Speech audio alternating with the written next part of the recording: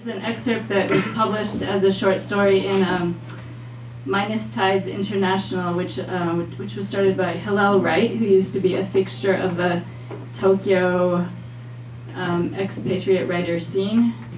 And he asked me for a story, so this is what I sent him. It's called Monchan.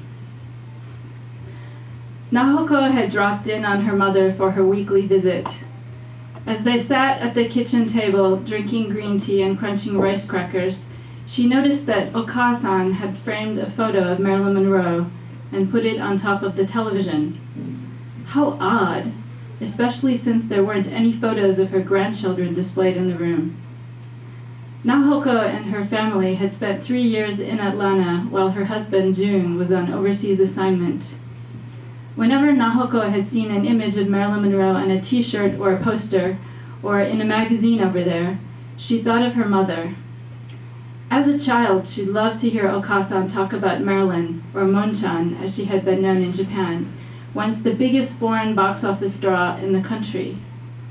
She'd flown into Narita for her honeymoon with the famous baseball player, Joe DiMaggio.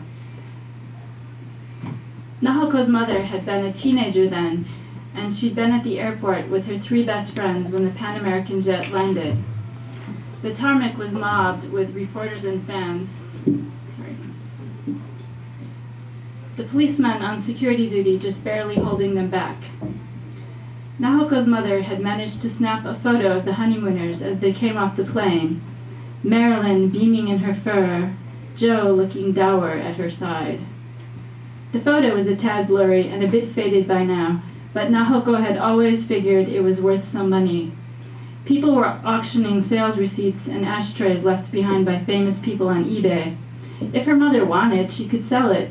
But the one time she'd suggested such a thing, her mother had scoffed. "This is my best memory," she'd said. "I'd never trade it for money." A memory better than her own wedding day and honeymoon, Nahoko wondered. Better than the day she became a mother? Although losing out to 5 minutes of Marilyn was wounding, Nahoko reminded herself that her mother was no longer as sensible and logical as she'd once been. The elderly often remembered things that had happened in childhood better than the events of the day before, the nurse had said at her mother's last checkup. So it wasn't altogether surprising that Nahoko's mother brought up Monchan now more than ever. "Right after I took that photo, those 2 got right back on the plane," she said, nodding toward the TV. She picked up her teacup and slurped loudly. "There were so many people crowded around that they couldn't get through, so they slipped out the baggage hatch." Nahoko nodded, feigning interest, although she'd memorized these facts long ago. "Joe bought her a string of Mikimoto pearls," she went on, "and they stayed at the Imperial Hotel."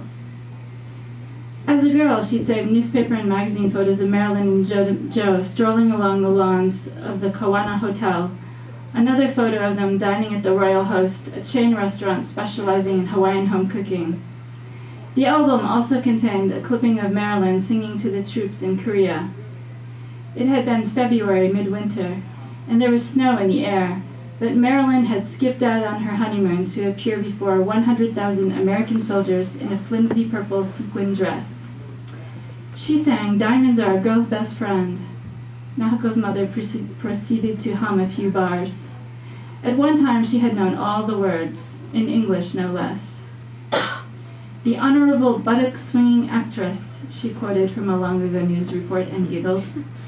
"When she came back from Korea, she had a fever of 104 and a touch of pneumonia. Joe had to nurse her back to health before they could continue their honeymoon." Nahoko had read that Joe DiMaggio had been abusive to Marilyn, but for her mother, he remained saintly, a perfect gentleman. He left roses on Marilyn's grave until he died. Nahoko's father had never bothered to tend to his wife when she'd been in bed with the flu. It had always been Nahoko or her older sister, Mariko. According to tradition, Mariko was the one responsible for their mother now, or Mariko's husband, rather. The plan was that Mariko would find a nice guy with a good job, get married, and he'd become the eldest son. Their father had been adopted, changing his name when he entered the family. But Mariko wasn't all that interested in marriage.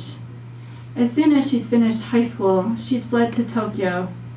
She'd studied design with hip city kids, shaking off all of her old-fashioned small-town values in 4 years. As she'd told Nahoko many times, she was never going back. But what about when Okasan is old? What if she can't take care of herself? Nahoko had asked after their father died. By this time, she had a family of her own, a boy, Satoshi, and a girl, Momoe, and of course her husband, Jun. She'd made a point of marrying a second-born son so she wouldn't have to live with her in-laws. We'll cross that bridge when we come to it, Mariko had said. Okasan is still young. Did your husband take care of you when you were sick in America? Her mother asked now, memories of Joe DiMaggio somehow triggering thoughts of June. Of course not. No matter where he was too preoccupied to notice or care. But she didn't say this.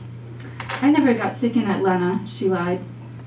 Now she was back in her hometown, back in their house. Her husband was living in Tokyo, where he had been transferred after their return to Japan. They hadn't wanted to uproot their children again, so Nahoko had stayed behind. It had been over a month since she'd seen June. He came home once in a while, but more often than not, he spent weekends working in Tokyo. Although in Atlanta, they'd eaten dinner together almost every night, once back in Japan, he'd been reclaimed by Japanese corporate culture and reverted to his former busy remote self. Okay, now I'm going to skip a little bit. Okay. 2 weeks later, she got a phone call from one of her mother's neighbors. I think you'd better check in with your mother, the woman said. She's had her locks changed 2 days in a row. She seems confused. Busybody, Nahoko muttered to herself after hanging up the phone. And yet she felt guilty.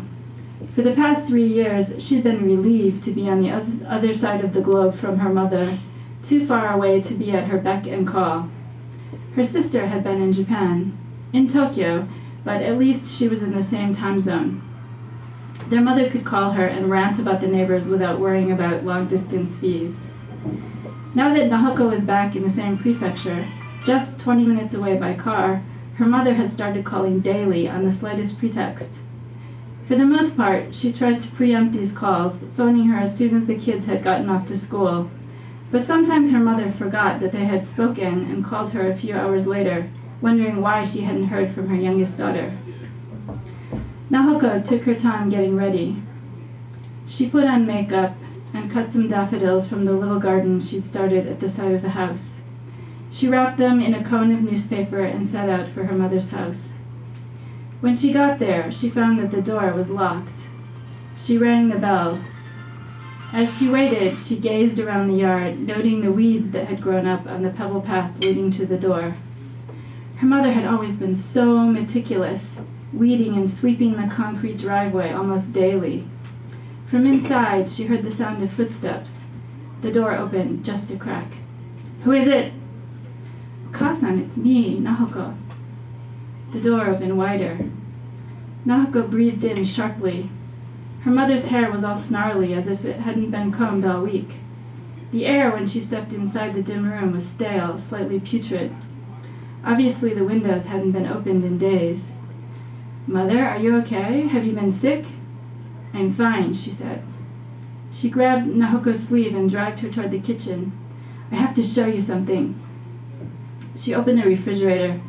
The shelves were laden with small, unwrapped dishes of moldy leftovers, bowls of rice covered in bluish fuzz, egg salad that had turned green. Look here, someone has been putting rotten food inside. It was still morning, but Nahoko felt a wave of fatigue coming on. Mother, I think you must have put this stuff in here and forgotten about it. I would never do such a thing, the older woman said. And then she looked at her daughter and gave a little cry. You did it, didn't you? It was you. With a sinking heart, Nahoko realized that nothing she said at this moment would make any difference. Later at home, she realized she would have to call Mariko. Just the thought of her sister filled Nahoko with exasperation and maybe a little envy. In Tokyo, she was oblivious to their mother's decline. She had no idea that her mother's refrigerator was filled with rotting food, and that she'd padlocked all her cupboards shut and lost most of the keys, that she was convinced someone, a prowler, was creeping into her room every night and touching her feet. But Mariko needed to know these things. Nahoko sighed deeply and picked up the phone. Since it was a weekday afternoon, she knew that Mariko would be at work, awake and sober. Sometimes when she called her sister on her cell phone, she could hear music in the background, or trains, or voices. It was hard to talk if she knew that Mariko was at a party or using public transportation. But if she was at her desk, at least she would be still. The phone rang once, twice, and then, "Sis, what's happening?" "Mariko, it's about Okasan. She's not doing so well. I think she has Alzheimer's or something." "I just talked to her yesterday," Mariko said. "She sounded fine to me. We got into this long conversation about that white dress that Marilyn Monroe wore while standing over the grating. Do you remember that famous photo of Marilyn trying to hide her underwear?" "I'm serious, Mariko. Last week, when I went to visit her at 3 o'clock in the afternoon, she was still wearing her night clothes. She seemed disoriented." When Nahoko had pointed to the clock, she cried out in surprise. In Nahoko's childhood, their mother had gotten up before anyone else in the household, and she'd always been dressed when the girls stumbled into the kitchen for breakfast. "Ha! Pajamas at 3 o'clock. That sounds like me." Mariko's hand went over the receiver for a moment, and Nahoko could hear her speaking to someone else, a coworker perhaps. When she came back on, Nahoko said, "Yeah, well, Okasan isn't out in Roppongi until the wee hours of the morning. She goes to bed at about 8 o'clock, in case you forgot." Mariko sighed into the phone. "Listen, sis, work is busy right now. We're heavily into the fall collection and I can't get away. I'll send her a robot." "A robot? What are you talking about?" The line went dead. Nahoko threw her cell phone across the room. It cracked, and yet minutes later it began to ring. A package was delivered a week later. As soon as it arrived, her mother called, wanting help. "I can't get this box open," she fussed. "I think it must be locked." Nahoko was in the middle of making pickles. She couldn't just up and leave. "What box, Okasan?" "From your sister Mariko," she said. "A present from Tokyo." Her voice was filled with impatience, like a kid held back from the booty on Christmas morning. "When can you get here?" she whined. If Nahoko waited until the next morning, her mother would probably call several more times that day. She'd forget that she'd already made the request, or maybe she just did it to spite her daughter. "Give me an hour," she said, surrendering another afternoon to her mother's emergency. When she arrived, she found that her mother had managed to peel off the brown wrapping paper to reveal a large box. There was a picture of a fluffy white stuffed seal, no, a robot, on the side of the box. So this is what Mariko had been talking about. The latest rage, therapeutic robotic animals meant to comfort the sick and elderly. Nahoko wondered if it would work, if it would keep her mother company and distract her enough so that she would stop calling 10 times a day. She went into the kitchen and got a knife, and then she opened up the box. She showed her mother how to charge the robot using an adapter that went into the seal's mouth like a pacifier. "So soft," her mother said, stroking the fur. And then she made cooing sounds, the same sounds that she used to make with the little Pomeranian they'd once had. At best, it would buy her some time. Clearly, a robot seal was a stopgap measure, something that might slow down her mother's dementia if they were lucky. But Nahoko suspected it was too late. "Do you want to give it a name?" Nahoko asked. Her mother clasped her hands together, suddenly girlish.